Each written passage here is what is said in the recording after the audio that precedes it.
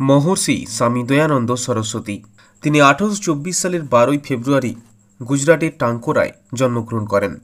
তার পিতার নাম কারসানজি লালজি ত্রিবেদী এবং মাতা যশোদাবাই।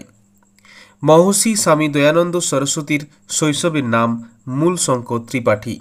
তিনি আর্য সমাজের প্রতিষ্ঠাতা। ভারতের প্রাক্তন রাষ্ট্রপতি সর্বেপল্লী রাধাকৃষ্ণন তাকে আধুনিক ভারতের নির্মাতা বলে অভিহিত করেছিলেন।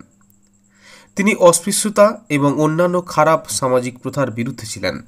তিনি জ্যোতিষশাস্ত্র এবং জাদুবিদ্যাকে সমর্থন করেননি।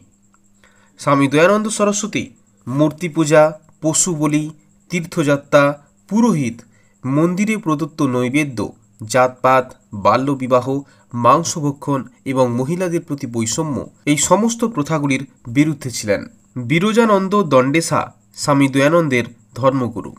তার শিক্ষকের কাছ থেকে বেদ ও শাস্ত্র অধ্যয়ন করার পর তিনি দেশ থেকে কুসংস্কার ও অজ্ঞতা দূর করার জন্য তার চ্যালেঞ্জ শুরু করেন। স্বামী দয়ানন্দ সরস্বতী 1883 সালের 30 অক্টোবর আজমিরে 59 বছর বয়সে পরলোক গমন করেন।